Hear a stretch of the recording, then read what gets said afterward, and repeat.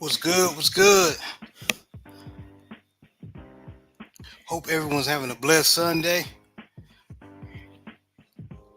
Yeah, this is another installment of the Southern Baller Show. Shout out to the mighty LDBC. Of course, I have my co-host with me, JB. What's going on, man? Same old, man. What's going on, Jared? Man, I can't call it, man. We had some good football action going on, man. Yesterday, man. Very good, man. Yeah, man. Hey, got some upsets, some Yes, good, sir. some good football, man. Absolutely, absolutely. And brother Coach 67 Sports TV, he usually is here. But that brother had probably had obligations or a little late, but you know how it is. He'll hop on if he have time. Same thing with Brent Fox or brother Big Joe. So, but nevertheless, we're gonna rock it out. We're gonna move forward. Y'all make sure y'all hit the like button, share and subscribe.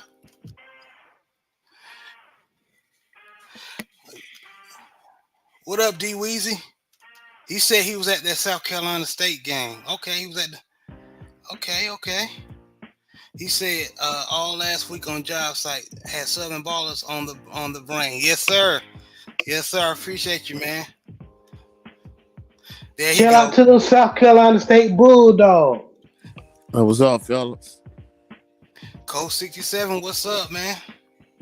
Blessed and highly favored. How y'all gentlemen doing this afternoon? Man, can't complain about nothing. And I know you're gonna give us some more detail, but shout out to them Southern Jaguars, man. Heard you had one of y'all running backs busted open. You know what I'm saying? A huge run in the last seconds, few minutes of the game. Oh yeah. Kendrick Grimes, the one that had the viral moment against Bayou Classic, in the Bayou Classic against Grambling. He pretty much broke the game open at the end. Yeah, shout out to them Southern Jaguars, and we're gonna cover them later. But you know what it is. We're gonna go right into the scores uh, of Week 8. So I'm going to share my screen so people can see what I'm looking at. I like doing that.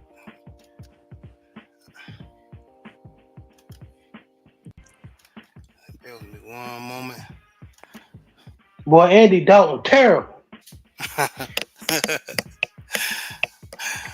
but but Carolina Telebrand General.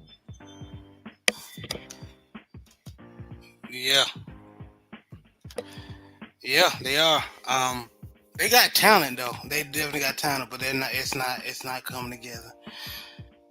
But South Alabama beats Troy 25-9, and this is on Tuesday, October 15th. Starting off the Week 8. Middle Tennessee beats Kennesaw State 14-5. New Mexico State beats Louisiana Tech 33-30 in a double overtime. Western Kentucky beats Sam Houston 31-14. UTEP beats Florida International 30-21. Marshall beats Georgia State 35-20.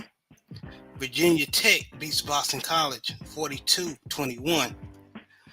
Oregon, after coming off a excellent victory over the Buckeyes, Friday beats Purdue 35-0. BYU, they are the number one team in their conference in the Big 12. They almost had a scare, but had a game-winning touchdown throw to beat the Oklahoma State Cowboys 38-35. So shout out to the BYU Cougars. Duke beats Florida State 23-16. And fellas, I'm gonna stop here a little bit. Is this the worst Florida State team you've seen in years? Be honest. Just if you really sit down and think about it. It's up there, yeah. How about you, Yeah, Coach? they're not good, man. Say that again, bro. Is this the worst Florida State team you've seen in years? Oh, yeah, without question. Probably pre-Bobby Bowden is probably the worst they've been. Ouch. Ouch. Yeah, they having a rough go of it, man. What they even worse than that year they had that black coach. What was his name, Jared? I know Um he's an offensive. I know he's a coordinator somewhere. I know what you're talking about, but the name's not catching me. he even But yeah, he even won about 6 games, 6, 7 games. So, and I don't think they're gonna win 6, 7 games this year, man. Or five hey, games. yeah, the Seminoles definitely having a hard year, a rough year. Fresno State beats Nevada 24-21. Georgia, and this was considered an upset, uh, beats Texas 30-15. That was a I that wouldn't was a call it an definite. upset. Yeah, me Explain, neither. explain. I agree with you, but explain just in case the viewers are not understanding. Explain, JB. I had, me and you was talking about it, and when we was picking who was gonna win, and I picked Texas, but I said I wasn't surprised if Georgia feels a certain way of everybody picking, Texas to win, like because Georgia's been a winning football team the past couple of years.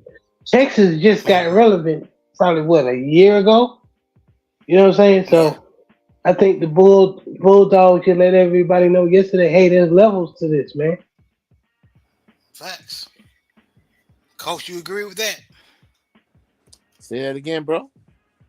I was saying you agree with what JB just said. Uh, for the most part, yeah. Okay, okay, all right. And Miami in a very good game had to beat off the Louisville Cardinals with a stick. They beat Louisville 52-45. That was a very entertaining game. No defense, but entertaining game. Cam Ward can sling it. I give him that. Oh yeah, He can, he definitely has been running at this point. yes, sir. Yes, sir. Tennessee, and this is and y'all hold your thoughts because we have uh, uh, a a category or topic, I should say. One of our topics, or part of the show, is going to be about Alabama, but Tennessee beats Bama 24-17. Wow. LSU beats Arkansas 34-10. Central Florida almost beat Iowa State, which they're undefeated, but Iowa State remains undefeated. They beat Central Florida 38-35. Clemson beats Virginia 48-31. Texas A&M beats Mississippi State 34-24. Indiana, this was a surprise. I thought this game would be going to be a little bit better than that. Indiana blows out Nebraska 56-7. Kansas State beats West Virginia 45-18 after um, running all over the Colorado Buffaloes, but not really blowing them out.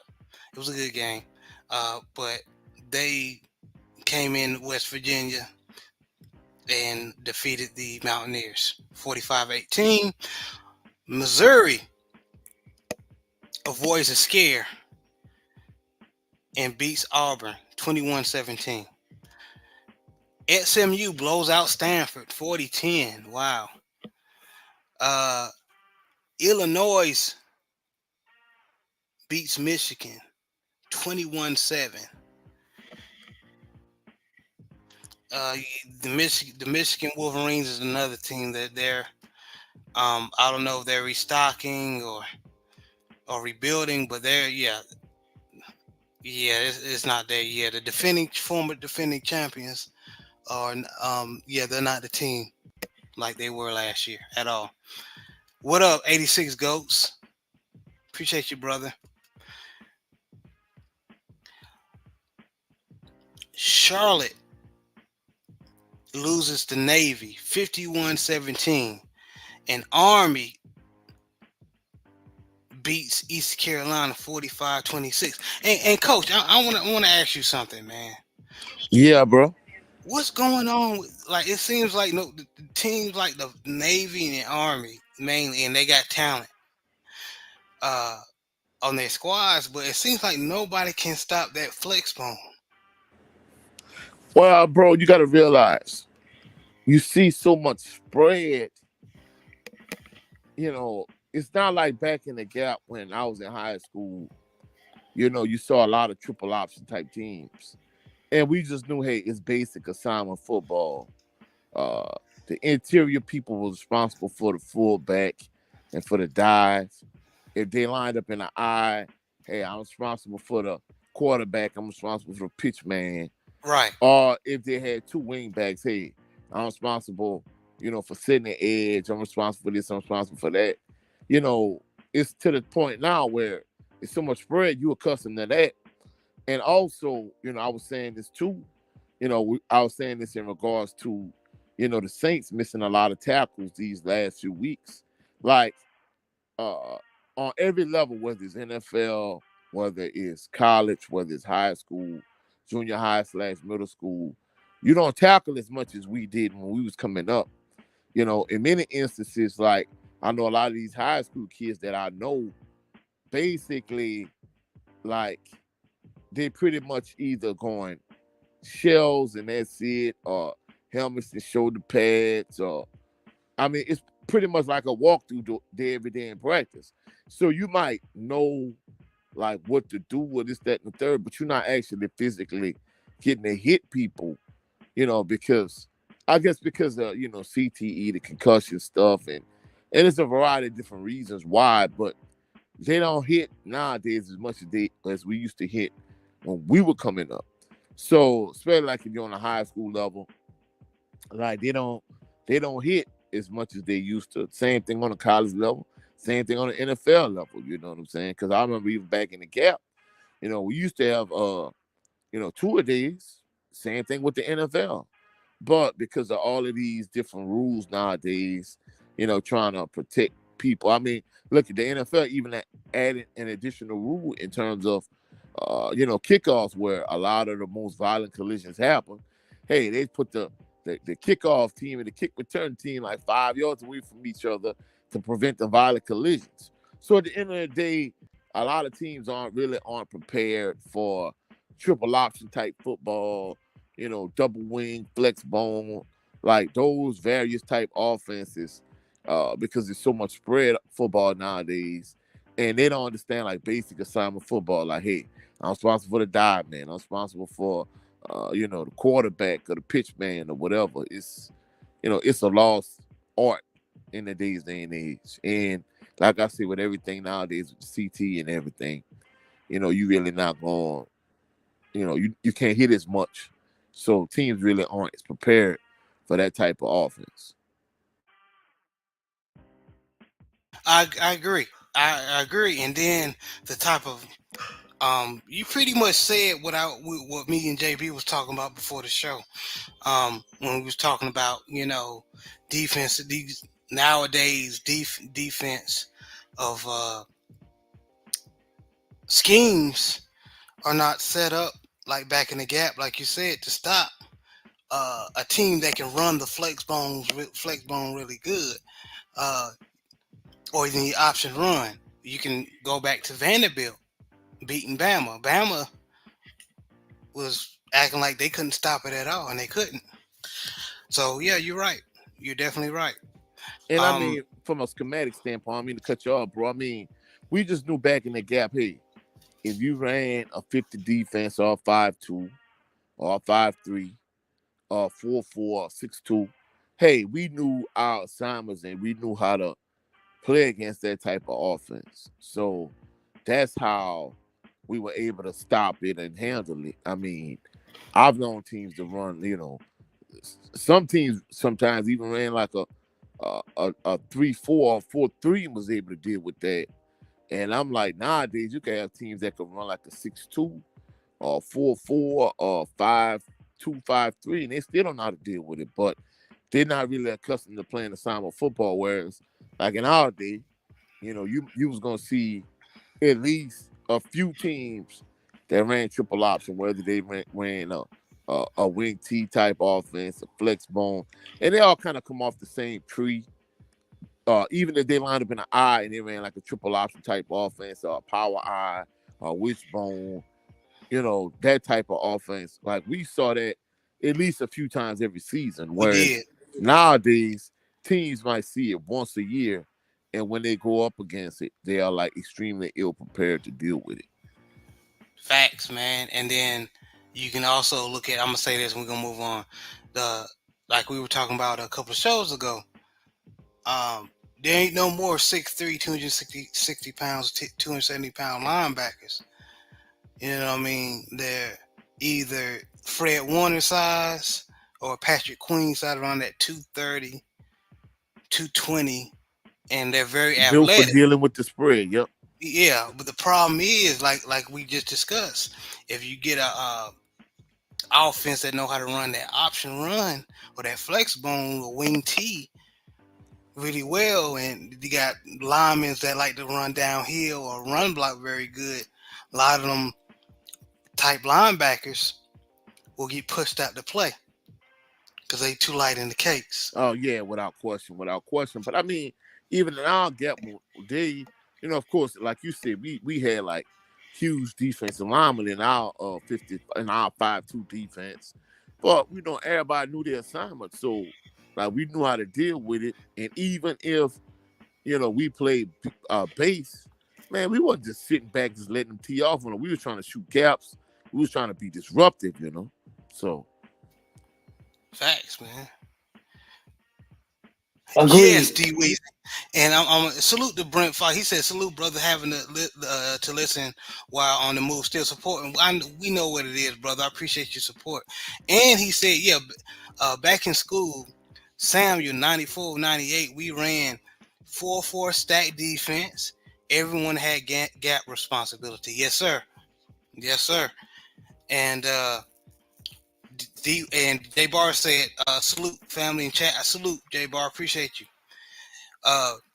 D Weezy said also we don't have those run stopping DTs that eat up the double teams. Yes.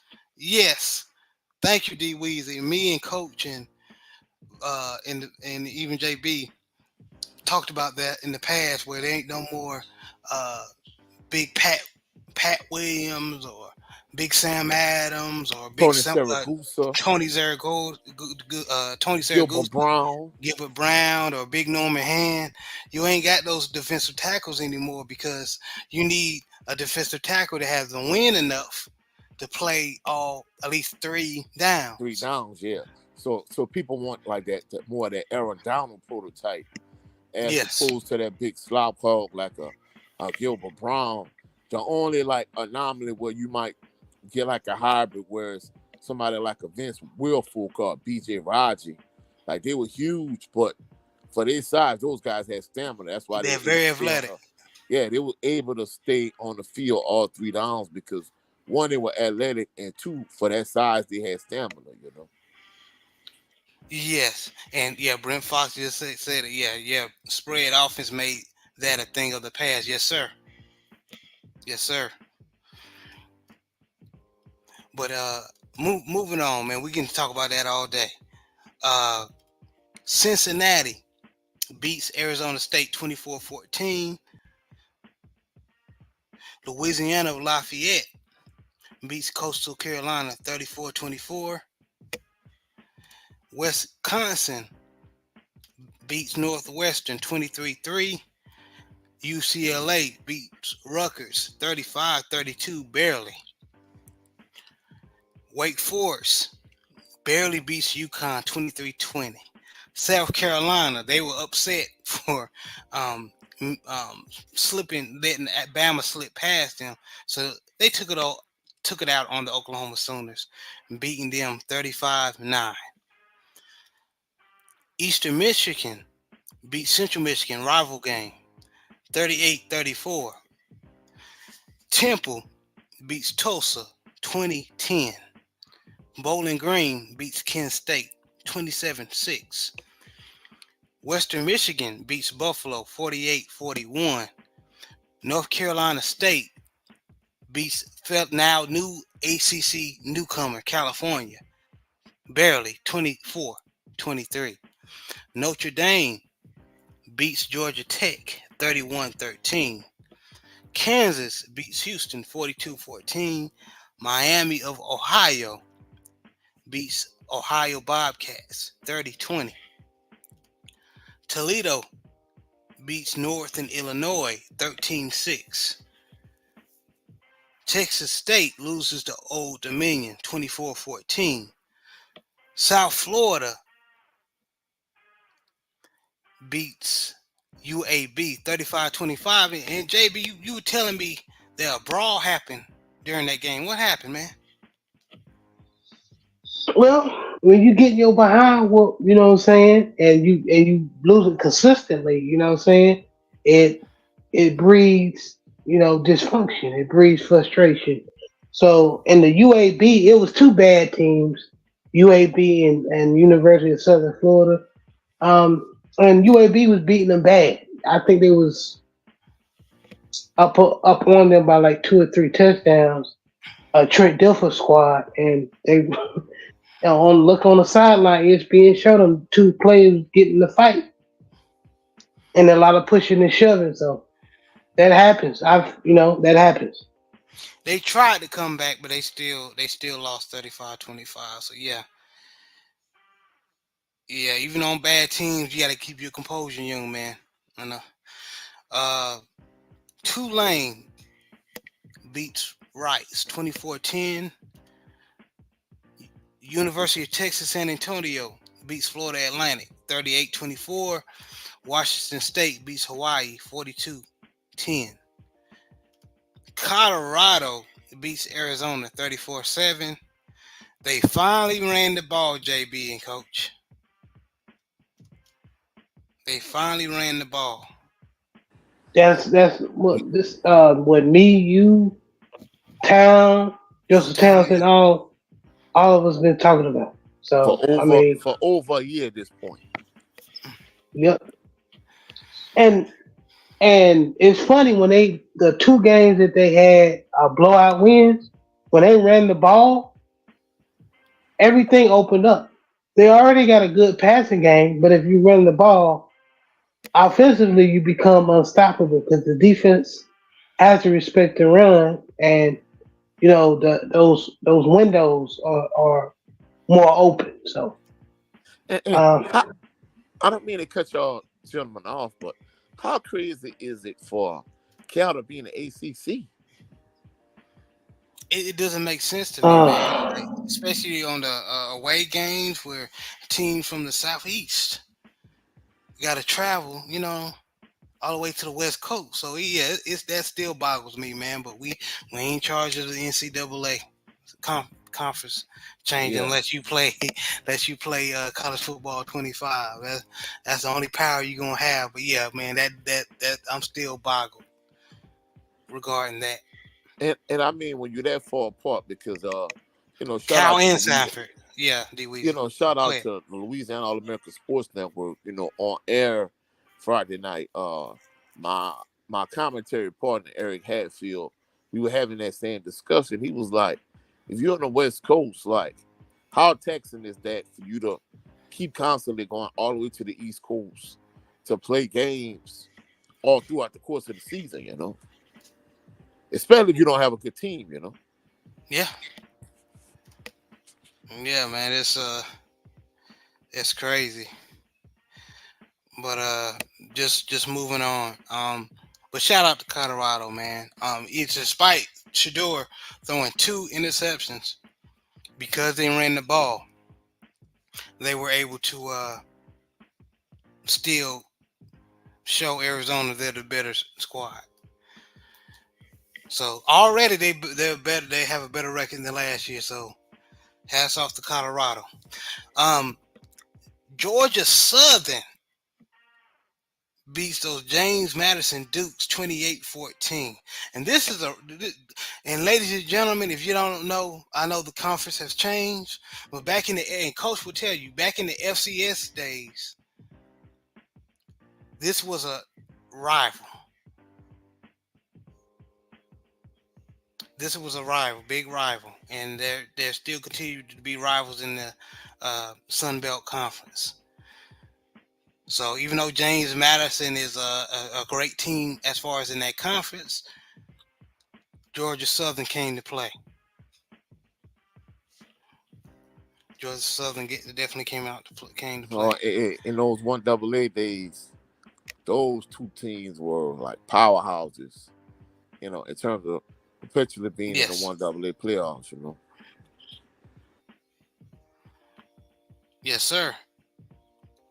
Yes, sir, man. Definitely.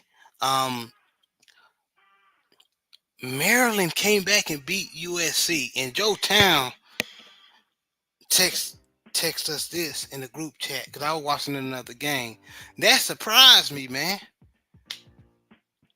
They let Maryland come back and beat them 29-28. So, yeah. San Jose, and Big Joe was at this game. San Jose beat Wyoming 24-14. Baylor beats Texas Tech, beat the brakes off of Texas Tech 59-35. New Mexico beats Utah State 50-45, barely, no defense. Arkansas State beats Southern Miss 44-28. Vanderbilt continues to get in that win column, beating Ball State 24-14. Memphis beats North Texas 52-44. Michigan State beats Iowa 32-20. Florida beats Kentucky 48-20.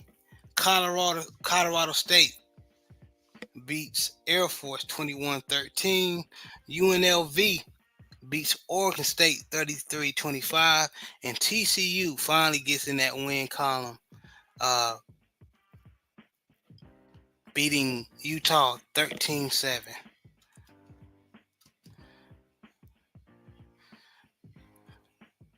Okay. All right. Okay. We're gonna move on to the HBCU. And coach, can you cook for me, man? I gotta go on mute. You can start talking about this Southern game. Well, for those individuals that follow my channel, if you have not done so already, please go check out Coach 67 Sports TV here on YouTube. Yesterday was Southern University's homecoming, and typically in the past, what Southern University does, they play like a lower tier, HBCU, like a Savannah State, like a Virginia Lynchburg, Lincoln, Allen, those type of teams. They usually play them for homecoming. So Roman Banks, the athletic director, and the chancellor administration, they decided that they were going to do away with that this year because basically, like, a lot of people were leaving like right after the halftime show to start the third quarter. Southern was up. You knew Southern was not in any danger of losing that game. People were leaving early, whatever the case may be. So what they did is they decided to play a swag rival in Alcorn State. And the reason why I was adamantly opposed to that is because Southern's biggest rival is Grambling, because they're another swag team and they're in-state rival. So that the Bayou Classic is a big deal. I mean, you don't play them at home; you play them in the Superdome anyway. But aside from that, you're gonna play Alcorn State and you're gonna play Jackson State. So aside from playing Grambling, like, those are your two biggest rivals. So you're gonna play one of them at least every year. So that's gonna be the money game. Why would you play the money game on homecoming you can kind of double dip. What I mean by that is you can play a cupcake team for homecoming, and you're gonna get the biggest turnout of the year. And then you can also play Alcorn State and Jackson State and get a huge turnout for that game too. So basically, being the fact that Alcorn State is a money game and a lot of people gonna come for homecoming anyway, it made homecoming that much bigger. And yesterday, you know, we didn't leave as early as we normally would leave. It took us like 3 hours to actually get on campus. That's how bad the traffic was in the Southern University area, Scotlandville, Scenic Highway, the surrounding areas. Like, no matter which route you took to get to Southern University campus, it was going to take you at least 2 to 4 hours to get on campus, and it was ridiculous. Traffic was just crazy. Took us 3 hours to get on campus, and you know, we at a time of year where it's starting to cool off a little bit, but it's still pretty hot during the day. Uh, the old folks used to call it night air. Like once the sun goes down, it's a little bit cooler. But being that the sun was out, you had a lot of young ladies out there showing a lot of skin. Young ladies of all, like, basically from like teenage age all the way up to like older women showing a lot of skin. You know, I guess the ruffle skirts are in Baton Rouge. You've seen a lot of these girls with extremely short ruffle skirts. You know, the crop tops, you know, and I'm talking about from the fit girls all the way up to heavier girls that's, you know, letting their bellies hang out. And I'm like, wow. So, you know, it was a sight to behold. It was a sight to behold, you know what I'm saying? But there one instance where there Okay, this I'm young back. lady, there one instance where this young lady, she had on extremely short skirt and she had on a thong underneath her skirt. And I'm like, babe, you just letting it all hang out, you know what I'm saying? And like 5 minutes later, what ended up happening, we were standing in like Tony Clayton Square. For individuals that don't know, like it's right across from the nursing building. It's going into like Southern University's like athletic facilities.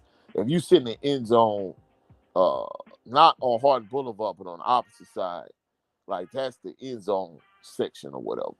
So we were standing there trying to, because nowadays I don't know about other places, but Southern University does not give you hard paper tickets anymore.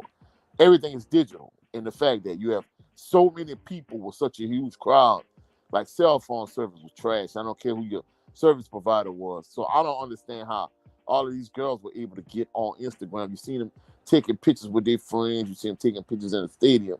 But I had like 4 phones yesterday, and they were all different service provider, and the cell service just was trash.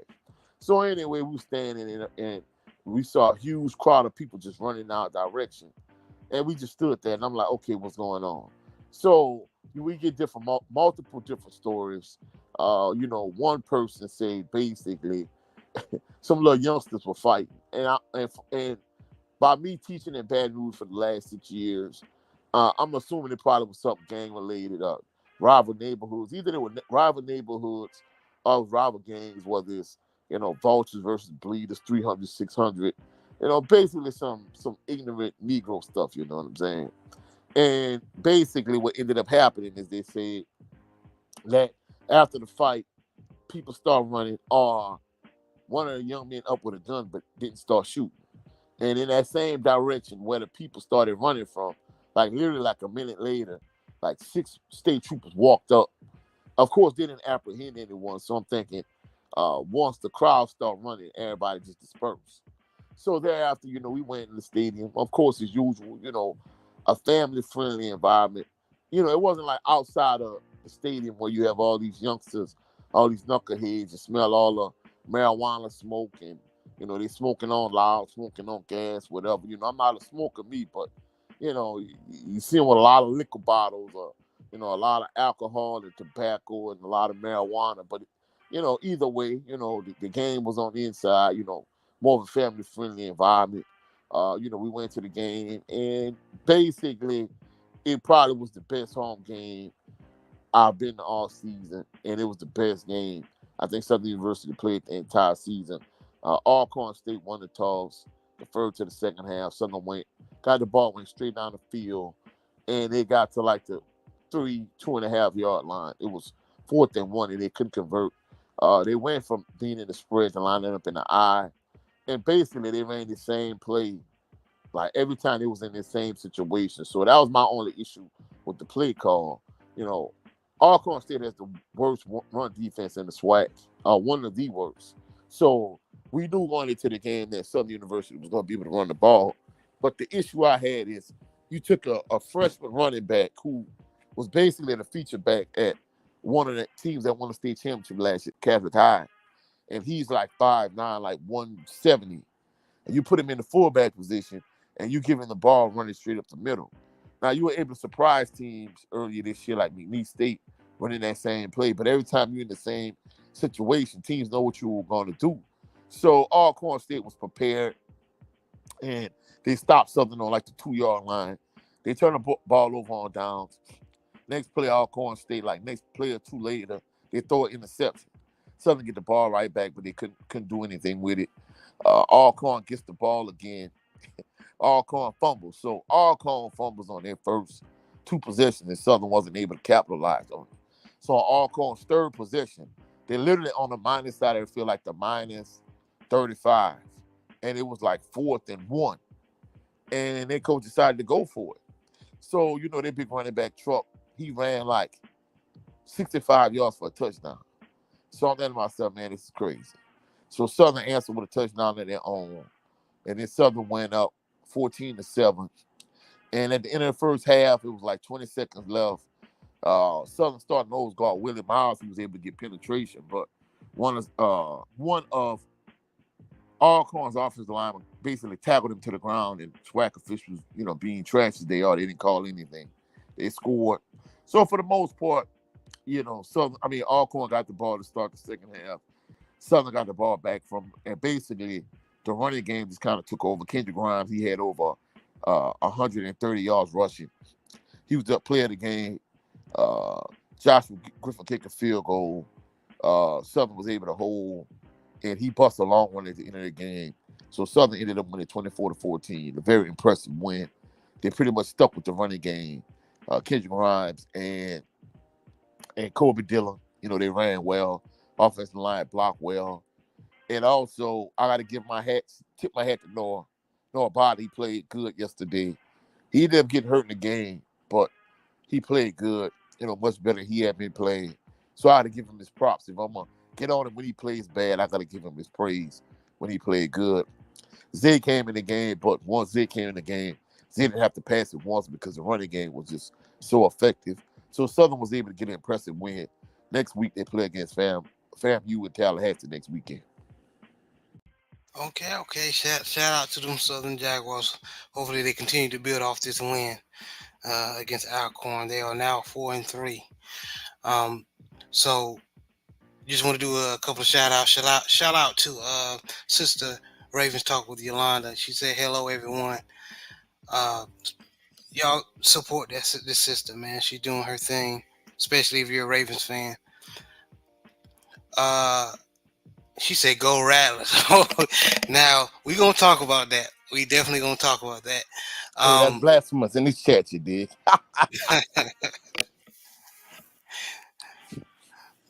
We love you all, no matter what HBCU or PWI you supporting. Real quick, bro, and you know I'm gonna acknowledge this right now on your platform. I was pleasantly surprised that Scotty from All Script was at Southern Homecoming. Really? Okay. He sat on the east side where I normally sit. And for individuals that have been inside A.W. Mumford Stadium on the east side, there's like a lower tier section, like a blue seats. Then as soon as you walk in, that's like row 6. Like initially, like when I was a kid, when we first started sitting on the east side, we would sit on like row 6 is like the bottom level on the like second section. But the reason we ended up eventually quickly moving further up is because back in those days, especially when Southern got the winning, if you're sitting in that lower section, like young people don't sit in their seats, they just walk the entire game. So basically, you have people walking in front of you literally the entire game. You can't see the game. So what we ended up doing was, after some years, senior ended up moving us up some sections. So you could see the game better without people like walking back and forth in front of you. And he was sitting in like the lower tier section. The reason why we never sat in those like lower tier blue seats, it's closer to the field, but senior was bigger and those seats tend to be smaller, you know what I'm saying? So and I'm not gonna lie, I'll say since the start of last season, fans show me a lot of love at A.W. Mumford Stadium. Like every game I've been to since the beginning of last year, I've seen at least two people like that recognize me or whatever. And it was like, hey, coach, I appreciate the work you're doing, shining the spotlight on Southern University, whatever. We know you graduated from Southern. We appreciate you, keep doing good work and blah, blah, blah, blah. So I'm like, I appreciate y'all, showing me love, support, this, that, and the third. And he was like, hey, I never would have thought I would see you and Scotty, on the same day. And I'm like, what? He was like, yeah, Scotty from off script, he's sitting right there. So I went down, introduced myself and talked to him, And, I'm not gonna lie, Southern University fans, their perspective of Scotty is that he's anti-Southern University. And he and we talked for about 10 minutes. And basically he was like, well, it's not the fact that I'm anti-Southern University. He was like, Southern University fans, they pretty much overhype Southern University. He was like, since he's been following the SWAC and basically HBCU, football in general, he hasn't seen Southern University have the kind of success that all these Southern University fans talk about. And basically, I was just explaining it to him. I'm like, well, unless you came to Southern University games like in the early to late 90s, from like 93 to like 99, basically Southern University was the elite cream of the crop team in the SWAC. And Coach Pete Richardson, in my lifetime, he's the greatest Southern University coach I've seen. And the dynamics of the way the NIL and the transfer report and everything set up now, it was set up differently then. So I was explaining to him, like, basically, like players that would be like buried on the depth chart at LSU, since they were 1A and you transferring down to 1AA at the time, they were literally able to walk from LSU and come to Southern and literally like walk right into the starting lineup and go and become an All-American and be an NFL prospect. So I'm not saying that was the only reason why Pete Richardson was successful, but if you're a Southern University fan in that time, in that era, you have to realize that was like one of the major driving forces of Coach Richardson's success. So that's how they was able to get players like Micah Hayes and Nemesis Bates and Chris Cooper and Jermaine Sharp. So basically, I was just kind of, the conversation that the three of us always have, I was kind of breaking it down to him, explaining it to him. And he was like, yeah, well, basically, he was like, so in his mind, being a Southern University fan, it's like the equivalent to being a Cowboys fan. And he explained that he is a Dallas Cowboys fan. He was like, so he's only heard about like the success that the Dallas Cowboys had in the 70s and in the 90s. But in his lifetime, he really haven't experienced like the Cowboys being this great team everybody say it is. And that's his perspective of Southern University. So basically, it was like, good conversation. I think more than anything, he probably has the biggest kind of like platform in our HBCU type space or whatever. And he's going at that pretty much off of being a personality, and, some people that was kind of like anti him, if they like Southern University fans, like on my end, like just to, it's not that I got no beef with Scotty or not, I follow his channel or whatever the case may be. But basically the perception is that I was kind of more knowledge-based when it came to Southern University, whereas on the opposite end of the spectrum, he was more of a personality, got the gift of gab and charisma, whatever the case may be. And we were kind of like on opposite ends of the spectrum, or whatever the case may be. So it wasn't like I had any beef with him or anything. I think, him calling people Bamas or whatever, that's more of a persona, personality. Whereas even somebody like Kevin Samuels, to a certain degree, he was a personality and it kind of rubbed people the wrong way. A lot of times he was giving you good game and good advice. But to give you the good game and good advice, he had to be a personality to get you to that point, if you understand what I'm saying. And that's kind of the vibe I get from Scotty.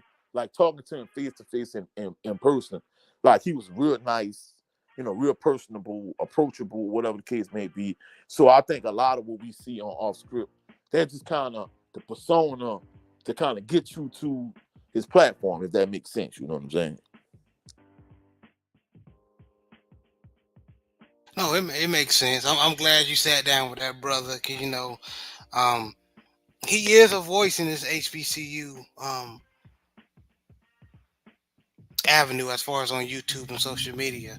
So I'm glad you're able to sit down and talk to that brother and chop it up and just see what he's like for yourself. So that's good. I'm glad you had that experience. So shout out to Scotty and all script. Um, but just moving on. Y'all see what J Bar put in the chat, right? So What do you, smash the like button. It's free. oh, big time, big time, big time. And I want to go back to what D Weezy said. Just going back to the teams like Army and Navy. He said all those teams are going to be in the American Atlantic Conference, like Air Force and all them, next year. So it's going to be beautiful. Okay, so they're going to have a lot of option running and gunning and flex bone in that conference. So that's what's up. Okay. But just want to go over the HBCU scores real fast. Hampton blows out North Carolina A&T 59-17. South Carolina State blows out Fort Valley State 33. Grambling State beats Arkansas Pine Bluff 31-21. Bethune-Cookman beats Mississippi Valley 20-10. Jackson State, which is one of our one of our topics, beats Florida A&M 35-21. Tennessee State beats Howard 27-14. Shout out to Coach Eddie George. Got another win. And then, like what Coach just said, and he explained, Southern beats Alcorn State 24-14.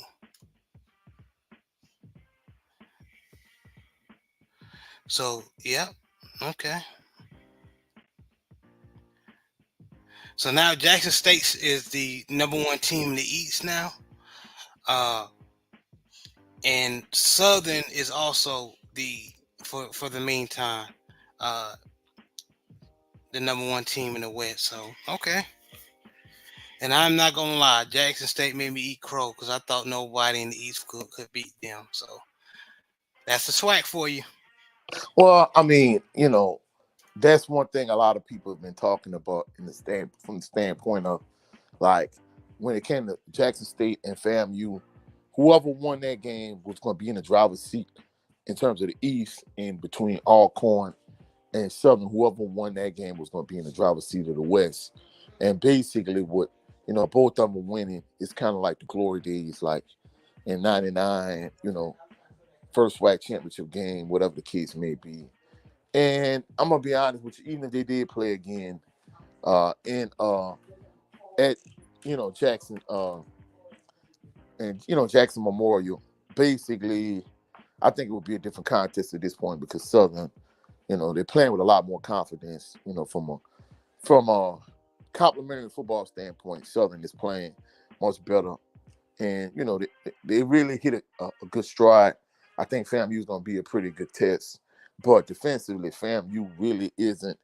They're kind of on an Alcorn State level. Their offense is solid for the SWAC, but their defense really isn't that good.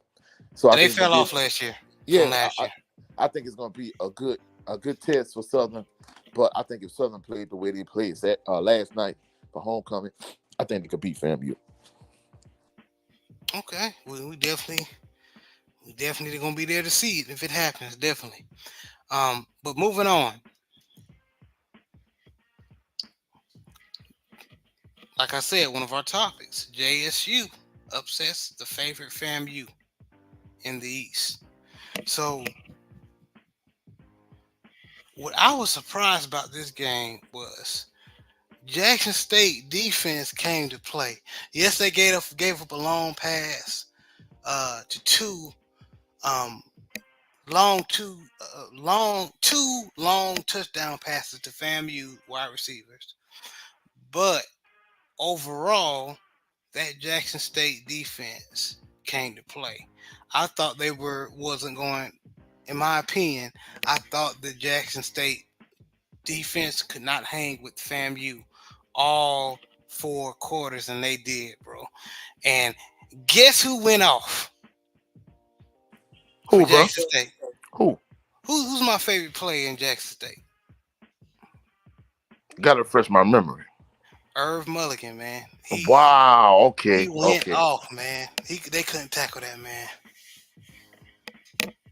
Irv Mulligan was like a perfect. He was made to run all over that defense. Yeah, and it's crazy that he didn't make preseason all SWAC, but like they said was he didn't have the percentage of touches or whatever the case may be to meet the criteria. But it's going to be interesting if he's playing as well as he's playing, and Southern and Jackson State actually played in the SWAC championship, and Kendrick Grimes continued to do what he did yesterday.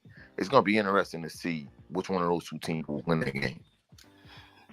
And like Yolanda put in the chat, Rattlers will bounce back next weekend. Yeah, I believe so too. They playing Texas Southern, so I think excuse me, I'm sorry. They're playing Southern. Southern next. So no, they're not bouncing back next week, Yolanda. Of course, they're gonna get you, Yolanda. Coach just saying that because he missed a Southern, so he got to ride with his team. But I'm riding with him. Southern coming to Tallahassee. Southern gonna strangle them Rattlers, and they just gonna keep it pushing. Yeah,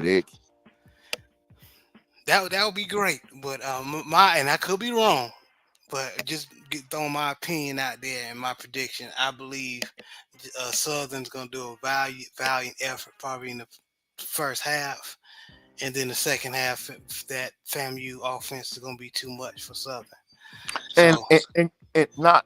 You are wrong. You're wrong. Southern gonna win Tallahassee. Southern gonna win. Hey, I'm just keeping it real. I don't already put it out there. Southern gonna beat FAMU. It is what it is. Sorry, Jared. Sorry, Yolanda. I mean, I know y'all Ravens people got to stick together, but man, let's just call a spade a spade. The Jags on the roll. We just gonna keep the train rolling. You dig? Yeah, we definitely if Southern don't get cute and try to pass it, and because. From me watching FAMU from when they played Norfolk State, you can run on FAMU, and Southern got the running backs to run against FAMU. But if they try to do that, get cute, they will lose this game. Well, see, that's the thing about it. That was the reason why I said what I said, JB, because first and foremost, Alcorn, when it comes to the West, they have like the worst run defense. FAMU has the worst run defense in the East, and Southern, they stuck with the run. And I think from a coaching standpoint, as much as I've been riding Noah, his play has gradually improved. So I got to give him his credit and I got to give him his flowers. However, the issue is he got injured last night, and Zay came in the game, and based on the fact that he got hurt against Jackson State, he came back for the first time last week against Texas Southern. They set him up for failure. As soon as he came in the game against Texas Southern, he threw a pick six. And ever since that point, they kind of haven't been as confident in Zay. When Zay came in the game, all they did was run the ball, bro. Like, in fact, really for the most part, all they did was lean on the run like the entire game anyway.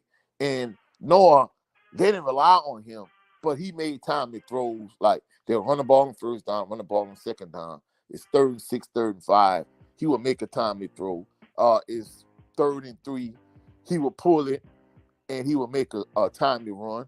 It'll be 3rd and 5. He would drop back the pass. Nobody would be open. He would step up in the pocket, take off and run and make a timely run. So for the most part, it wasn't that he lit the world on fire and he was like Quincy Richard from, 02, 03 or whatever the case may be. It was more of a situation where he just made timely plays to complement the running game led by Kendrick Grimes and Kobe Dillon. All right, okay. Yeah, I hear you, but I think y'all gonna struggle. But And with I me think you're saying wrong. that, I think you're with wrong. I mean, you can think I'm wrong, but we gonna see though. Yeah, hey, like I And used to tell my players all the time, time will tell. yes, sir. Time will tell. But yeah, I just believe Florida A&M got to bounce back, so they gonna take it out on y'all. But if Southern get that win, I will gladly eat crow. Well, you might as well get ready. I hope you got your plate and your fork, buddy. I got it ready. I got it ready. Yes, sir. But shout out to Lunch Break Hot Take, my brother, man. Good content over there. He's also a Baltimore Ravens fan, but he talks about more with him and Brodney. Um, man, that was an epic show. Y'all had you and Brodney going over, confronting that dude Bobby Baltimore, man. I think that was a very y'all did it with class, man. Y'all didn't run and hide, no smoke. So I man, shout out to y'all, man. Shout out to y'all, man, facing that head on. Um, but moving on.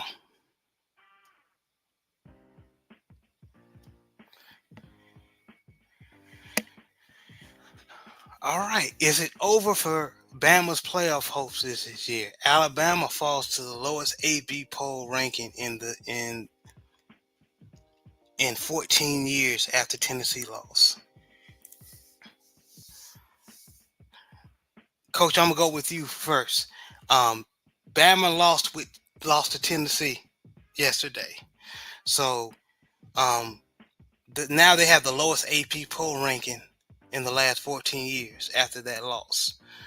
Do you think that it's over for Bama as far as playoffs this year?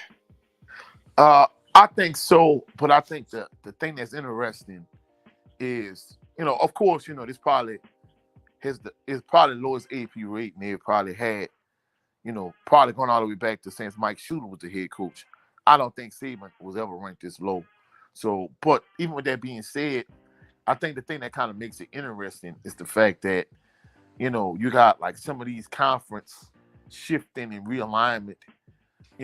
The SEC is like stacked, so it's gonna be interesting to see like when it comes to the college football playoffs. Like, just say you have a team, I don't know, maybe like a Oregon or whatever, and you got a team from the SEC that might have an additional loss, like maybe like an Alabama or whatever the case may be.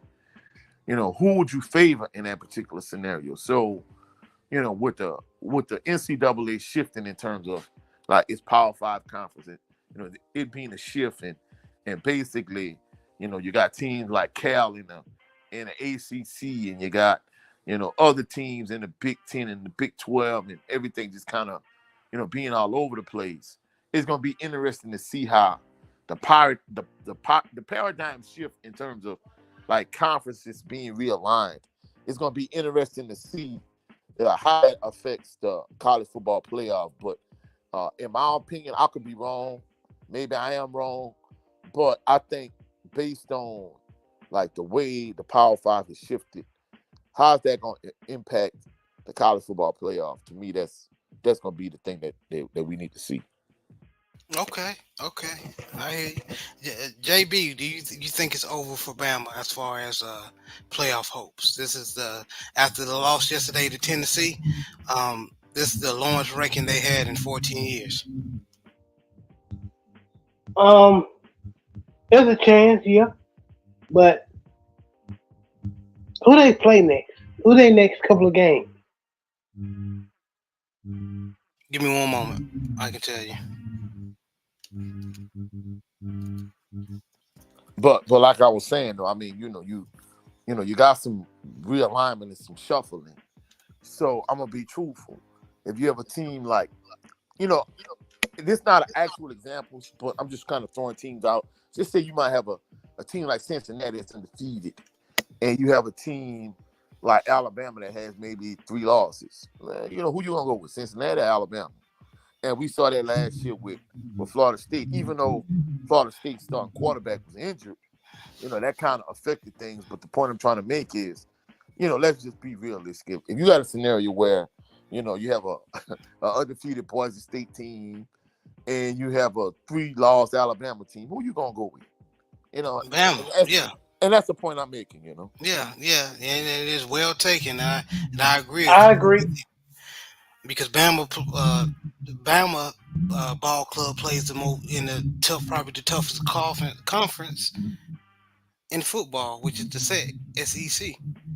Um, but to answer your question, JB, they're playing LSU next. No, they're playing Missouri.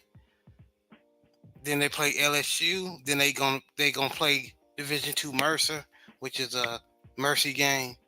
Um, then they're gonna play Oklahoma. They should beat them, and they should beat Auburn, which is their last game. I ain't gonna I know lie, bro. Auburn is never gonna be a tough game for them. That's just one of them games.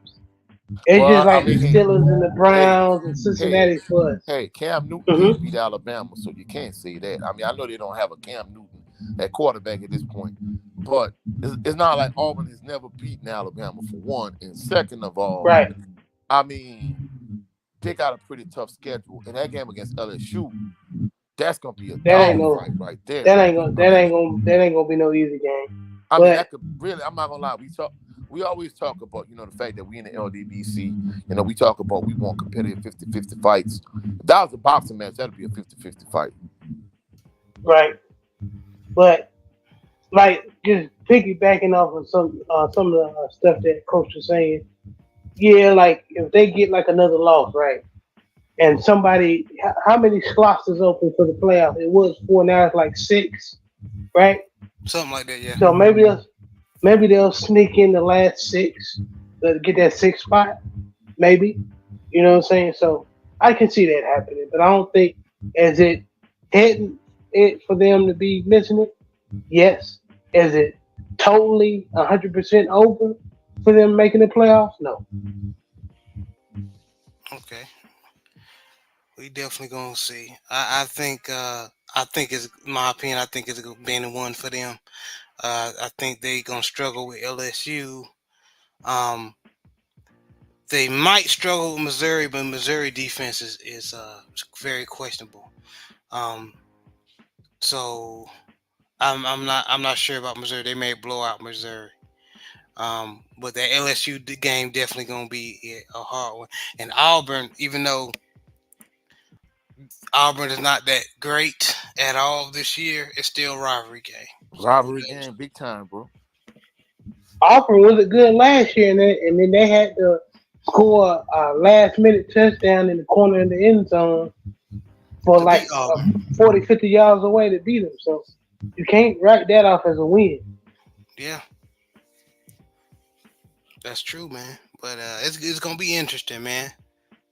Gonna be interesting. Moving on. We're gonna switch our gears to boxing, gentlemen. Tim Zoo gets stopped. Those who don't know, Tim Zoo, uh, which was he was the former super welterweight champion, but he lost to Fedor. Um, but he was picked as the golden boy to run through everybody, and I'm gonna be totally 100. That Fedor fight, the only reason why that fight went, because we all know Fedor ain't got no chin, but I give him this: he used that jab, and Tim Zoo's like face was covered in blood, so basically Fedor just used his size and that jab to beat Tim Zoo. But if Tim Zoo would have landed flush, he would have knocked Fedor out. But with me saying that, Fedor got the win, right? Last night, Tim Zoo got in walked into a trap fight against this up and coming super welterweight world champion, Bakram. If pronounce his last name wrong, please forgive me. Bakram Murtazalev. Basically, he beat the brakes off of Tim Tszyu. Tim Tszyu did not move his head. Um, didn't use his boxing IQ because he has it. He has very good boxing IQ, but he gets locked into that old school brawler. If you hit him and get off a good punch, he wants to get in return.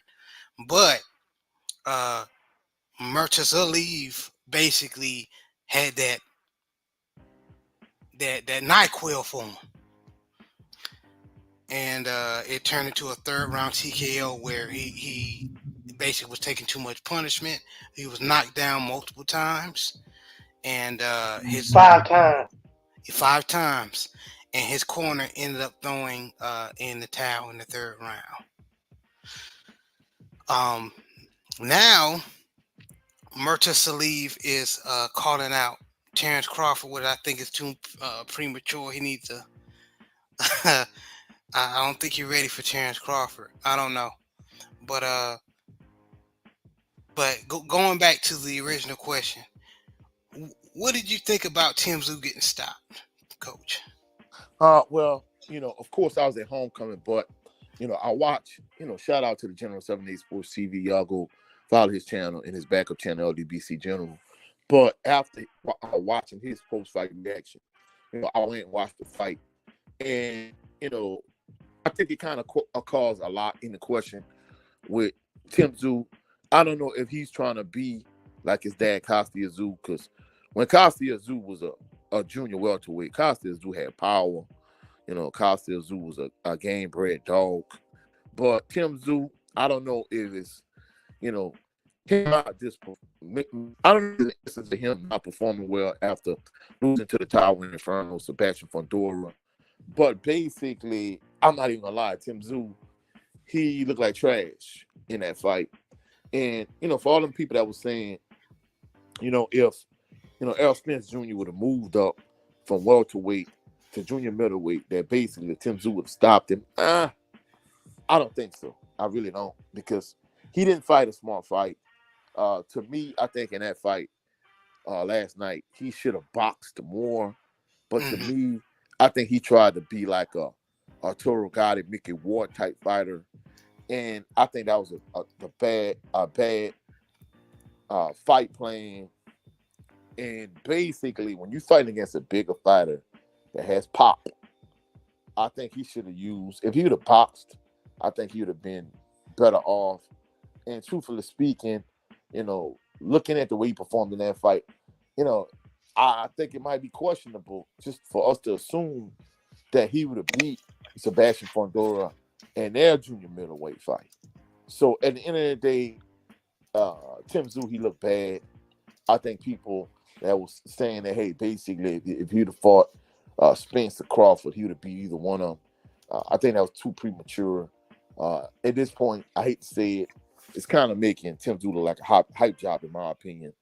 And he needs to go back to the drawing board, because last night he clearly had a terrible fight strategy for last night's fight. Yes, that Russian had some dynamite in his gloves. Do y'all see what Lunch Break Hot Take put in the chat? He said he should have taken the tune-up fight first. I highly agree. Highly agree. What did he put in the chat, bro? He put Tim Tszyu basically should have taken a tune-up fight first, then fighting somebody of this magna. But I think it's more of a situation where he underestimated him, and he thought he was gonna, just walk through him. I mean, you could tell. Yeah. You could tell based on his fight strategy, he just thought he was gonna go in there and knock him out. He pretty much underestimated him the same way. Basically the same way Teofimo Lopez underestimated George Kambosos, and you thought, hey, I'm just gonna walk through you. And when you fighting a guy that's fighting for a championship, that's a champion, you just can't underestimate people like that. You can't, man. You can't. And Big Joe, salute to Big Joe. He said, damn, I didn't know y'all were live. Salute to the family. It's all good, man. It's all good, man. I appreciate you always supporting, man. So it don't matter. I appreciate you. Um, he said Tim thought it was a tune-up. Yeah, he probably did thought it was a tune-up fight. Yeah, but this dude he was undefeated for no reason. I mean, he was undefeated for a reason. Excuse me. He was undefeated for a reason, and he turned out to be a trap fight for him. So you so right. JB, what's your thoughts? I mean, Tim just showed an example of he does that a lot, underestimating people having a bad strategy. He did the same thing with Fedor. When Fedora cut him, because Fedora is kind of like a dirty fighter. He uses, His he cut elbows. him over top of the head, his elbows and stuff. He cut him, Fedor, I mean, not Fedor, but Tim Tszyu didn't fight smart in that fight either. He was blood and guts, bleeding all over the place. You know what I'm saying? That's good for us, the fans. But you know what I'm saying? I think he should have just probably took a knee, retired. Fight for another day. He took punishment in that fight. He couldn't really see the shots coming from Fedor, and then coming into in this fight when he got hurt, instead of wrapping up, he wanted to trade with him. So Tim Tszyu is a tough fighter. All blood and guts and heart, but he needs to work on being technically sound. And when he does get hurt, doing the right thing and holding. He should have took a knee. He trying to get up too fast. Should have took a knee to clear his head, and he got put on his behind 5 times. So you know, And you know what? We said this offline. Even though Sebastian Fundora is not considered a power puncher, I believe that fight took a lot out of Tim. I really do, and Yeah, I agree 100%. that's why he got knocked on his tail a lot yesterday. So, but just piggybacking off of this topic, uh, the gentleman that was victorious stopping Tim Tszyu, Barkram Murtasaliyev, he basically challenged, came out and challenged Terrence Crawford. Would you like to see that fight, or would you think that Terrence Crawford will go ahead and take that fight?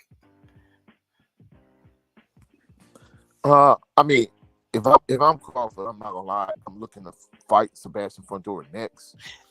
But if you can't get the Fundora fight, then I'll move up on him and take his strap. You know what I'm saying? I mean, at the end of the day, we know that he really trying to get a fight with Canelo.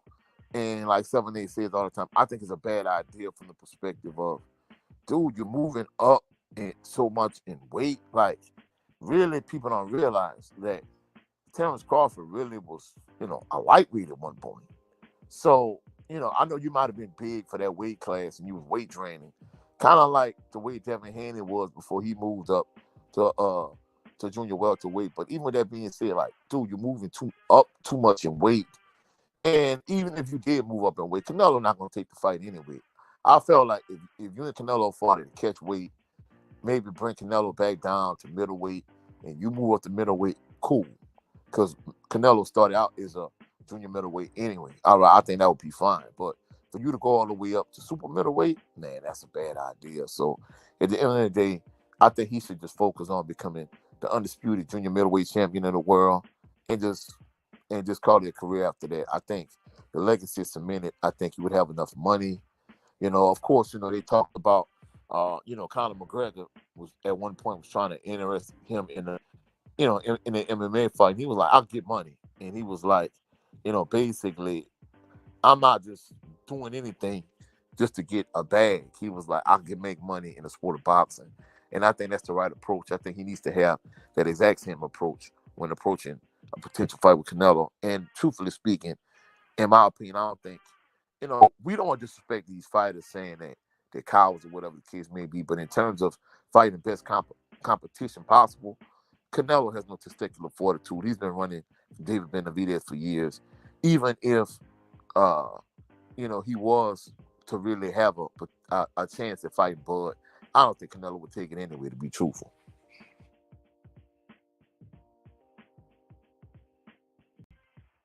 I agree. I definitely agree. He's not. He can't even take the David Benavidez fight. So I definitely agree. Let's break hot takes. Say Crawford is trying to cash out with Canelo fight, then retire.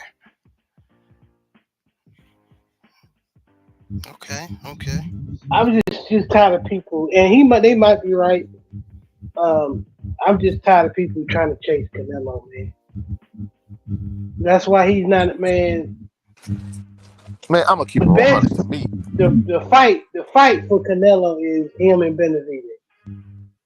Period.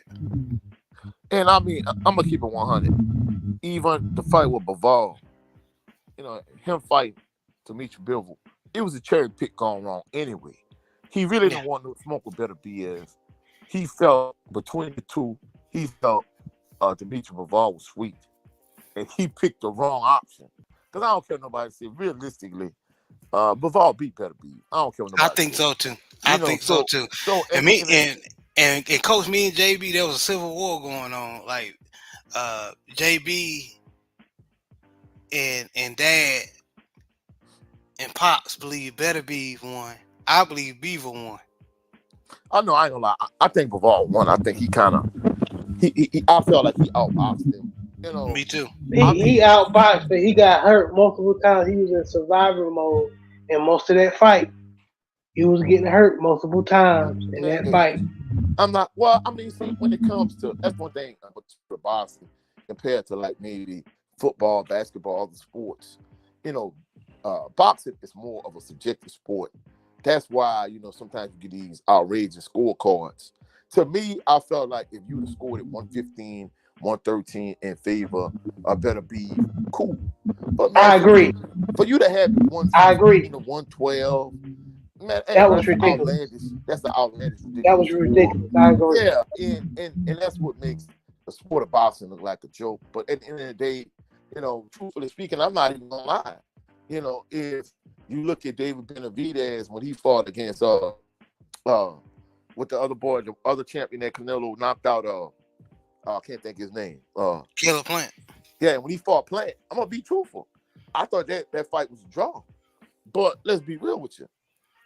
David Benavidez was on Plant the second half of the fight. The first half, I ain't gonna lie, Plant was looking smooth. He was outboxing. He was outboxing Benavidez. And then that second half of the fight, he ran out of gas, and Benavidez was on his bumper the rest of the night. So them giving the slight advantage to Benavidez, I could see it. But at the end of the day, like we say, I think Beterbiev Bivol. I think it was a good fight. I think Bivol won. Everybody entitled to their own opinion, but the outlandish landslide scorecard, I disagree. And let's be truthful. Man, Canelo don't want no smoke with either one of them three. He don't want to fight. He definitely don't want to fight Beterbiev.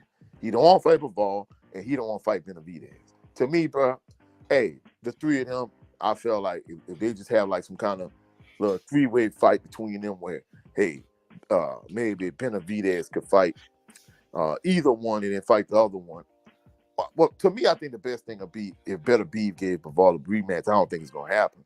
But I think if he give him a rematch, and then, I'm not going to lie, I don't think David Morrell ready for Benavidez. That's just my personal opinion. I agree. I think he needs more seasoning. I think you let him whoop up on David Morrell. I think Ball and Beterbiev fight each other again. And then the two winners face each other. I think that's the best of both worlds. I think at the end of the day, Canelo and Kyle, he really don't want no smoke. He really trying to fight. He's just trying to go on a bum bash and make as much money as he could fighting the weakest competition. That's why a lot of these, don't get me wrong, you got some Latin people that's going to support him regardless. But in terms of like the diehard fighters of the past, like the Julio Cesar Chavez Sr. and Eric Morales and those type of guys, man, they don't respect Canelo like that. Because guess what? At the end of the day, they know Canelo a duck and had a cherry pick. In my opinion, I think he might have had like 3 3 to 4 real fights his whole boxing career in terms of him being a top guy. So when people say, "Oh man, hey, Canelo has earned the right to fight whoever he wants to fight," yeah, because he got beat up by Floyd Mayweather Jr. and Floyd Mayweather built him on his platform because of that. I think Arizona Law beat him. I felt like he a lot of fights he should have fought. He didn't fight Bubu Andrade when he should have fought it. He didn't fight either Charlo brother when he should have fought him. If it wouldn't have been for his fan base calling for the fight with Triple G, who was another fraud and another hype job. Really outside of the third fight with Triple G, I don't even think he needed to fight it, me myself. But except for those 2 fights with Triple G and maybe his fight with Laura and maybe his fight with Floyd, that's like his only 4 real fights in his career, if you ask me. So at the end of the day, I felt like he waited for Benavidez to lose that belt. He lost it twice, once on the scale, once through the recreational drug usage. But at the end of the day, I felt like, he not undisputed super middleweight champion in my eyes because he never really fought Benavidez. Wait a minute. And I know you're right, Lunch Ray High Take, but this is what we talking about. Benavidez is the mandatory for the Beevil and the Better Beef winner. Where Canelo at? How he just... Man, I don't think he gonna fight him anyway. But let's be honest with you. In my opinion, Bivol, he beat Canelo and he beat Better Beef to me. So I'm gonna be honest. I don't think Canelo. First of all, he ain't gonna fight Bivol again anyway. Bivol beat him, and in all actuality, I think Bivol beat Better Beef. But the only reason why Canelo fought Bivol because he felt like other two. He felt like Bivol was sweet, and he didn't want no smoke with Better Beef because Better Beef had this reputation, the same reputation that Benavidez got for being a savage. So, man, he don't want no smoke with either one of them 3, in my opinion. And I think that's going to be a tough fight for Benavidez against them 2. That's not. Oh no, without question. I'm gonna be honest with you. I think if Benavidez was able to, if he was to fight Bivol, I think that's a tough matchup for him because I think the thing with Plant is, he was able to use that pressure for those first 6 rounds to wear Caleb Plant down. And that's why he was able to have so much success those last 6 rounds when basically Caleb Plant was in survival mode, like JB was saying earlier. But you moving up in weight, you're not gonna have that same competitive advantage. You being a huge light heavyweight, a huge super middleweight. You move up to light heavyweight, you're not gonna have that same advantage over Bivol. So Bivol could box the same way Plant can, but he's bigger. So you're not at the same competitive advantage. And I'm gonna be honest, the same thing you are in the super middleweight division. Better Beef is the same thing in the light heavyweight division. But the only difference is I think Better Beef could crack more than Benavidez. So either one of them 2 fights gonna be a tough fight for him.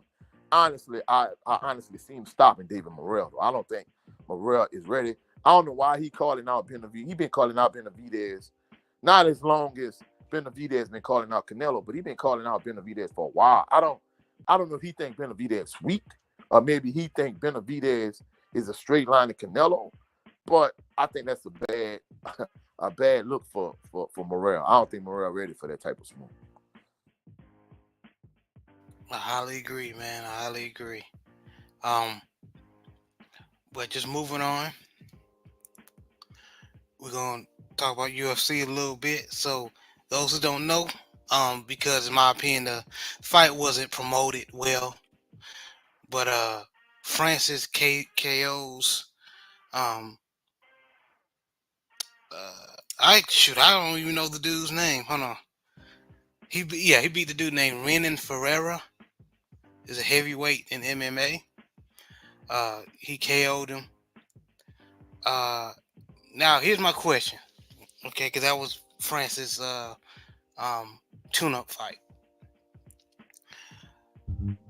After John Jones faces Miocic. Yes, Stipe. If John Jones gets past Stipe, which I believe he will, but I don't know because Stipe is the real deal. Um, will John Jones go ahead and fight Francis? It's gonna be hard now because Francis ain't with the UFC It anymore. don't matter. He's with another promotion.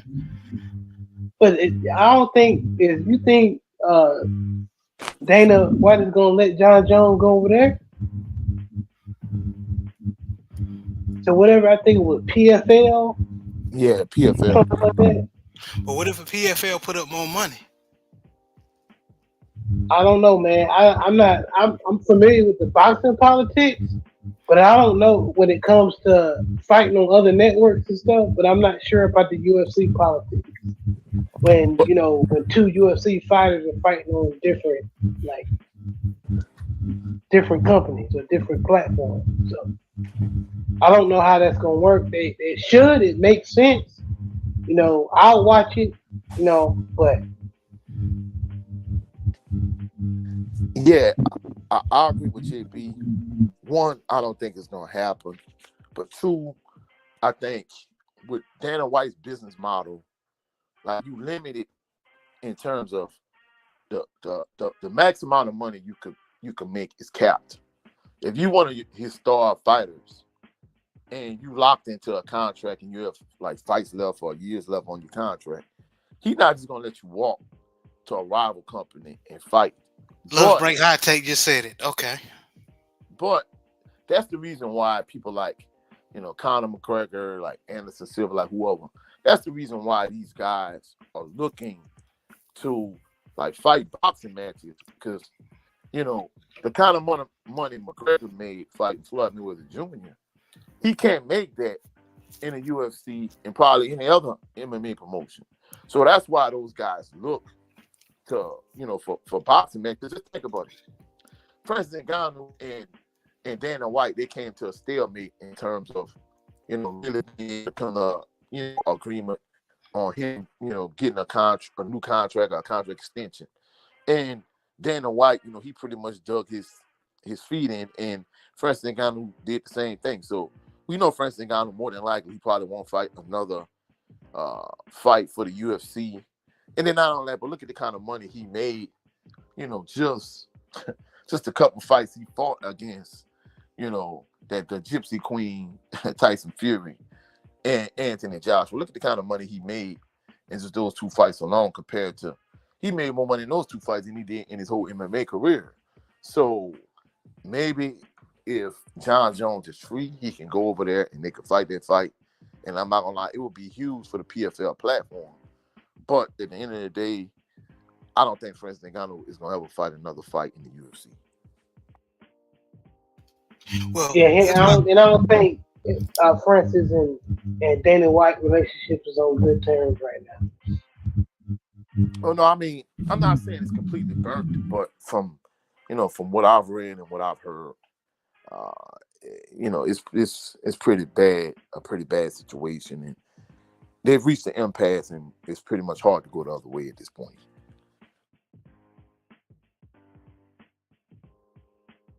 Now, what was you saying, Jared? I'm sorry. Yeah, because I think Jake Paul is involved in the PEL. So PFL? Yeah, excuse me. Yeah, PFL. I'm sorry. I think so too. Yeah. And Jake Paul is trying to get, I guess, trying to reach across lines and speak with Dana White and see if that fight can happen. So that's the main reason why I'm asking that question. If that fight could happen, I'm just going ahead and say it, just hypothetically, who you think wins? I think John Jones. I like Francis. Francis got a shot. He got the KO punch, and his wrestling has gotten better over the last couple of years. But John Jones is still a beast. And like they said, man, he's a strong crackhead, man. Yeah, and I mean, and to me, that's my issue with the whole scenario. If the two of them were to actually fight, like, how much punishment did did Francis Ngannou really take in an Anthony Joshua fight? He didn't get Mm, beat up over the duration of several rounds, but that was a savage stoppage. Him going southpaw was a very bad idea. Like, he should have just stayed orthodox. He was doing well up until that point. I don't know what made him think he could switch hit in boxing, considering he's not a boxer primarily. right. So, how much punishment did he take from Anthony Joshua? How much ring rust does he have in the octagon? And even John Jones, like, how many times have John Jones popped dirty? I mean, done stupid things. So, to me, barring him doing something stupid in terms of, you know, popping dirty for recreational drug usage, or him doing something stupid outside of the octagon. I mean, there's no guarantee. Even if they were able to cross lines, you would be able to make that fight to begin with. But if they were, honestly, I think it'll be a good fight. Uh, I mean, how rusty would Ngannou be? How rusty, how sharp would Jones be? But I think both of them being at the height of their powers, I think it's a good fight. I would just lean slightly, not much, but slightly towards John Jones. And I agree, Lance Drake. I see how they did my boy Tyron Woodley. Yeah, When yeah. Tyron was in his prime, before the Jake Paul, all that. When Tyron Woodley was knocking out Robbie Lawler and all them boys, and how Dana White treated him, I'll never forget that. Well, I mean, you got to realize to me, he's kind of done that with everybody, you know, and that's the reason why I don't think Francis Ngannou is going to ever fight another fight in the UFC. And I think just based on the kind of money he made fighting Anthony Joshua, I mean, he got a bag in that fight. Where they talk like, there's a potential fight. I mean, of course, I didn't check it with Wilder. 7-8 hasn't confirmed it or whatever, but I just been reading articles online, whatever, was saying that I guess they could potentially fight. And I think if Wilder and Ngannou was to actually fight like they should have did initially, instead of him fighting the Gypsy Queen, Tyson Fury, honestly, I think he would have made even more money than he made in either one of those fights there. So, I mean, at the end of the day, there's a pot of gold at the end of the rainbow from a monetary standpoint when it comes to Francis Ngannou. So, I don't think he ever needs to go back to the UFC. I think he's made more money boxing than he did ever in the UFC. Okay, I agree, and I like Francis, but to answer my own question, I got John Jones because his wrestling is amazing. You saw how he balled up Cyril Game Yeah, in the first. that was masterclass. To the point where Cyril just damn, I ain't putting up with this shit for 4 more rounds, and he just tapped out. So yeah,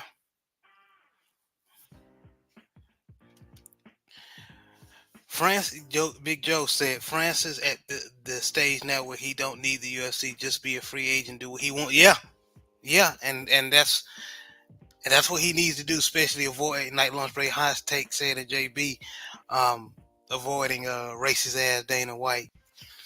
But yeah, yeah, good stuff, y'all. Good stuff. Now, a final thing we're gonna go over is the. I wish I had my boy Big Joe. He does a recap of the NFL like no other. But we're gonna go over the NFL scores that currently happened already.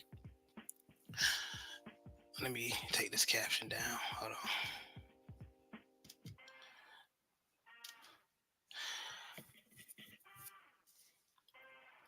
So Broncos Thursday beat the Saints 33-10. The Patriots this morning, because they played in London, beat the Jaguars. Excuse me, the Jaguars beat the Patriots 36-16. Now, even though the Patriots lost, Drake May looked all right. Drake May looked all right. I can't say that. Um, the Lions beat the Vikings 31-29 in a good game, great game. I thought the Vikings had it, especially Aaron Jones going off on the ground. But the Lions came back, man. And the Tennessee Titans just need prayer.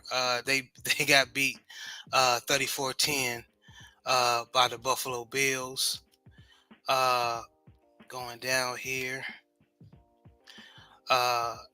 Dolphins, in my opinion, the Colts should have put up like big numbers against the Dolphins, um, with them struggling at quarterback. But they got the win 16-10. Anthony Richardson just came back today, after being out from injury. He was a little rusty, but he was able to help the Colts get the win. Seahawks beat the Falcons 34-14. Texans lose to the Packers in a great game, 24-22. The Bengals beat the Browns 21-14. Now, there was an interesting quarterback situation that happened with the Browns that a lot of Brown fans are not happy with. JB, because you the one that let me know about it. Can you explain what happened? They started, and I liked Dorian Thompson, Robinson Thompson, or DTR or whatever. But a lot of Browns fans thought that Jameis should have started over him. Yeah. They started the young buck, and I like him. I think he may be good, solid backup quarterback or a good solid quarterback, and maybe if he allowed time to develop. But if you wanted to win the game, you should have put Jameis in. They put Jameis in at like the last 2-3 minutes of the game, and Jameis went down and scored and made the game 14-21. So it was 14-6. I mean, it was 21-6 for most of the game. So a lot of Browns fans pissed at that. So I'm starting to see everybody. I'm hearing everybody was talking shit about the boy shout out to I'm blanking on his name, number 4. Deshaun Watson. Deshaun Watson. He just tore his Achilles today. Oh man. Prayers up. Everybody was talking shit about him, saying he's the worst quarterback. I'm starting to see that the Browns got way worse problems than quarterback. They can't block. Their coaching is questionable. Everything. It's just the same old Browns. So I don't know how they turn into being pretty good defense last year, being a solid team, to being hot horse shit in the span of just from last year to this year. So this man.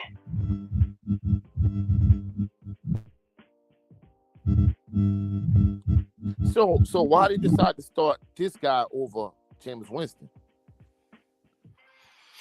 Because DTR had a great preseason, but that doesn't matter. Jameis Winston was a former Pro Bowl quarterback. He knows how to start for a franchise. He's been in positions where DTR hasn't been before, so he should have been starting. When Deshaun Watson got hurt, but they put DTR in. Man, hey, I hate to keep harping on this. Y'all already know where I'm about to go.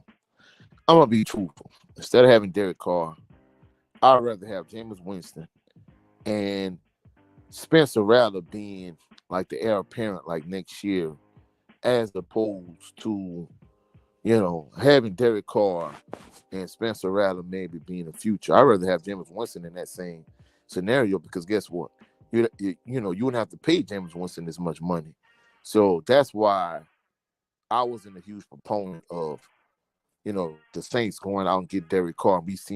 Like I said then, we see in real time how it's playing out. And then of course it don't help that the Saints will be in all these like these massive amount of injuries. Like the injury bug has really bitten the Saints.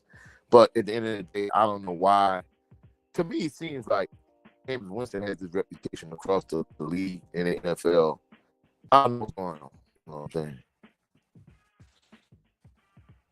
Yeah, I don't get it either. I definitely don't get it either. But just moving on with the scores, Eagles beat up the Giants 28-3.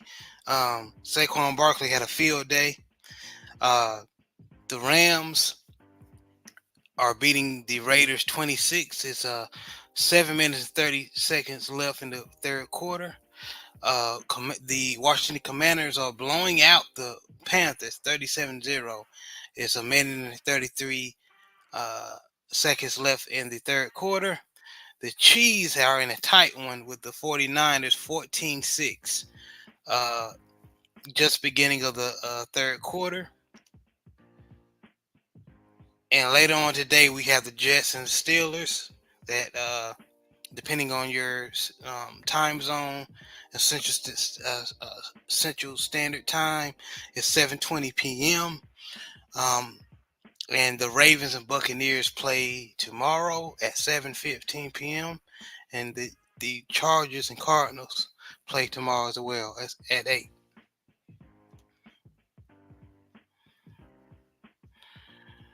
Yeah, man. And What happened in that Saints game, Coach? Say that again, bro. What happened in that Saints game? The Saints game For the individuals that follow my channel, I like our season finale for junior high football team I'm coaching. It was Thursday. So what happened was I coached in that game. And by the time we got everything situated with, because of one of like the backups or whatever, we beat the team 50-0, and basically we cleared the bench. Everybody played, and one of 7th grade players that we're grooming to be like one of the starters next year, he had a pretty bad headache on the bus ride on the way home, so he thought he had a concussion, and his parents just thought he was over exaggerating, and the head coach talked to him, and he told him what to do, whatever the case may be. And by the time we got that situation straight and we got everything off the trailer and all the concessions back to the school and everything else, basically by the time I got my vehicle and I started listening to it on the radio, I think the Saints were like down like 16-3. And then of course I had an issue where I really just couldn't leave school because I got like some maintenance stuff I need to do with my car. I bought a brand new car in January, so I have to keep the maintenance and upkeep on it. Being that it's a brand new car. So my mom, her and I met and we swapped vehicles for the day, and she took care of like some of the maintenance stuff I need, like an oil change, whatever the case may be. And like by the time I actually made it home, the game wasn't literally over, but for all intents and purposes, it was over. So I didn't even actually get to watch the Saints game itself. But, for individuals that's like myself, that's like a diehard Saints fan, first of all, I was never a huge proponent of Dennis Allen being the head coach. I was never a proponent of them getting Derek Carr to be his franchise quarterback, which he's not, in my opinion. And you have to look at all the injuries the Saints have had. Eric McCoy, I said this, a few shows back when he got against the Eagles, because the Eagles caused the problem anyway. The Eagles went big up front in that particular game against the Saints, to kind of take away the Saints' run game. If Derek Carr doesn't have an extremely effective running game in a clean pocket, he's not an effective quarterback whatsoever. But Eric McCoy was like one of the top 5 offensive linemen, and he's a center at that, according to Pro Football Focus, prior to his injury. So he got hurt in that game, and Cesar Ruiz got hurt. Both of them have been out. And then Sunday, Chris Olave got hurt against the Bucs, and then also Shaheed got hurt. So your 2 best offensive linemen, your 2 best receivers, going into the season offensively, many people thought that was the 2 weakest positions offensively for the Saints, with the offensive line and the receiver position. Not in terms of talent, but more so depth more than anything. So, you know, your two best probably linemen and your two best receivers got hurt in back-to-back weeks, basically. So, and then you factor in the fact that the Saints has an older defense, and at this point, defensively, the Saints they can't stop a nosebleed. The Bucks hung 51 points on them last Sunday, and they can't stop the running game. You know, they made those two little young running backs, look like Leonard Fournette and Derrick Henry. And I'm like, man, these dudes are not even built like that. And Chris Godwin is stiff arming people and running long runs. I'm like, bro, this boy's a wide receiver. This boy's not even running back like that. So at the end of the day, the Saints have a litany of problems. That's why, when they played Spencer Rattler last week, I'm like, all right, cool. But, he's a rookie quarterback. You have a bad offensive line in front of him. Jake Henry is the backup. Let Jake Henry take that beating, and you save Spencer Rattler for next year. And what ended up happening was Rattler ended up getting nicked up against the Broncos in that game. So at the end of the day, the whole situation is bad. I think for Saints fans, the handwriting is on the wall. Saints fans in droves have been saying it's time for Dennis Allen to go. My personal opinion is the Saints need to just blow it all the way up, all the way down. If I was Gil Benson, I'll give it to Mickey Loomis and Jeff Ireland and Dennis Allen and Derek Carr and all those older players on defense like Cam Jordan and Demario Davis and Tyrann Mathieu. I'll give it all of them. Lattimore, I'll give it all of those guys. And I'll just because you ain't cap hell every year anyway. I mean, the Saints are every time the season ends, they're like 50, 60 million over the cap going into the next season, and they have to cut certain players and restructure contracts and everything. You just might as well give it all of those overpriced contracts and just start afresh and new with young players. I hate to say it, even though he'll feature back, I'll even let Alvin Kamara ride, and I'll just start new with all young players and young talent,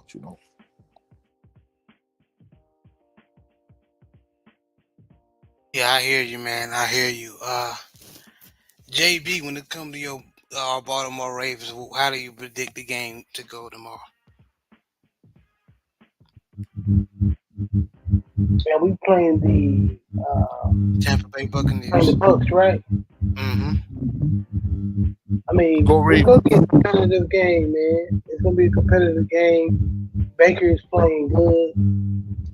Especially when you get some receivers around him, some weapons around him. He does. He's a good quarterback.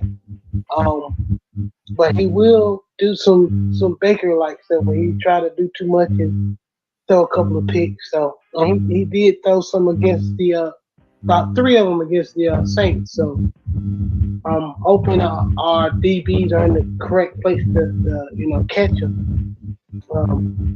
We've been dropping them lately, so hopefully we know how to catch some interceptions to get turnovers.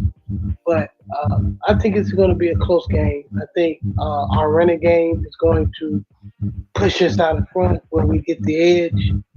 They're not a good rush defending team. So.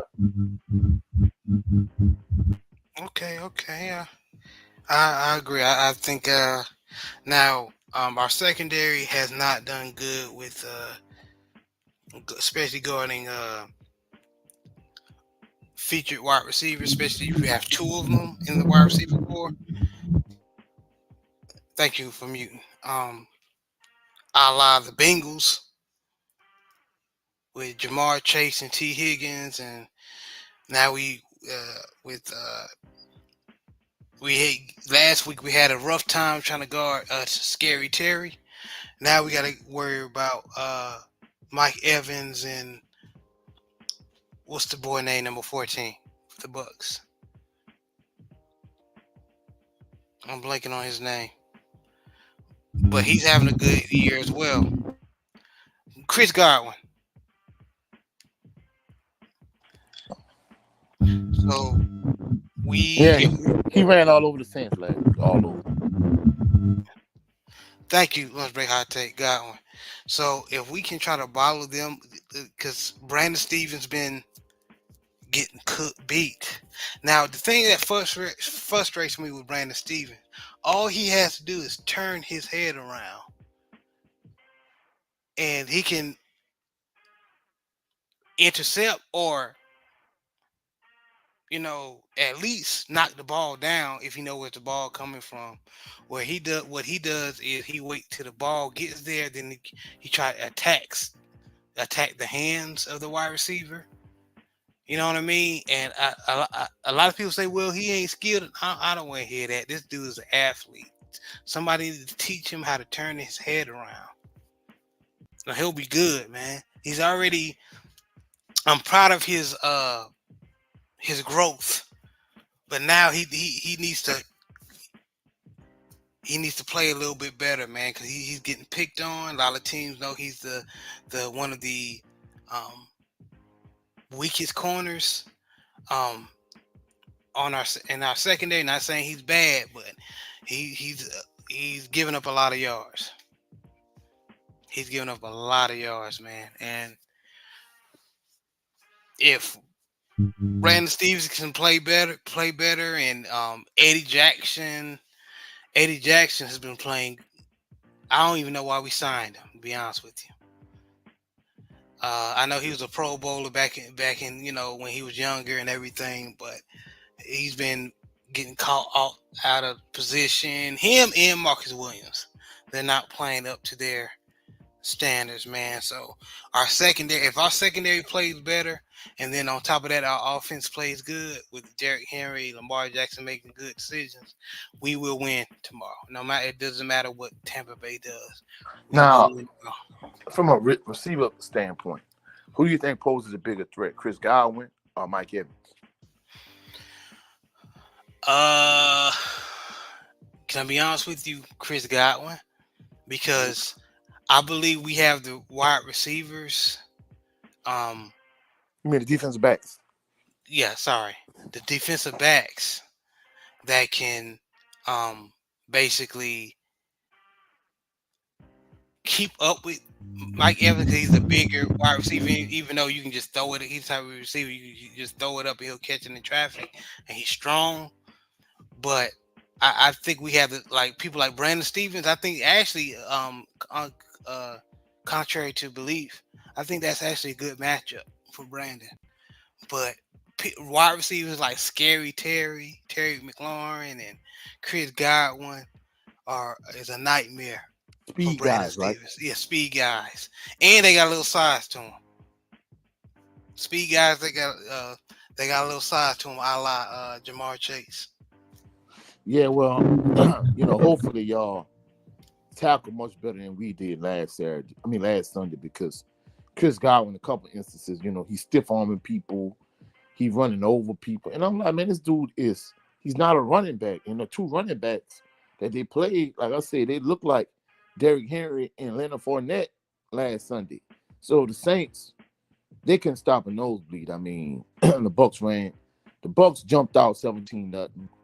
The Saints came back walking down. The Saints were up 27-24. And then guess what? The Bucs ran it up to 51-27. And at the end of the day, hopefully y'all get a win that we couldn't get last Sunday. And that's the mission, man. And I just last point. I think Marlon Humphreys on Evans is going to be a good matchup. Physical corner versus a physical wide receiver, and then like you said, Jared, the mismatch is Godwin against Stevens. I think, but like you said, also Stevens is always there to make the play. He just doesn't make it. He's like a step slow. So it's not like he's always out of position. It's just a step slow. And especially in the red zone, there's a couple of touchdowns he gave up. All he had to do was turn his head, and he had the same opportunity to pick it off, just like the receiver had to catch it. So. Facts, man. Facts, and that's what we've been dealing with as far as in the secondary so far. But we've been getting the wins, man. But we need to clean that up. once we get in, further in the season. So, but we're gonna go ahead and wrap it up, man. I appreciate everyone who came in. Even if you came in to be nosy, man, I still appreciate you hitting my like button, man. It's free. I'm not charging you anything. But least you can do is hit my like button. Um, Coach, let everybody know where they can meet you and see you. You can catch me here on YouTube at Coach 67 Sports TV. I'm gonna give my post-fight reaction also based on what we talked about earlier with Tim Zoo's poor performance, and I'm also gonna, talk about some more Southern University content. So come over to my channel, check it out. Come over there, like, share, subscribe, all of that good jazz.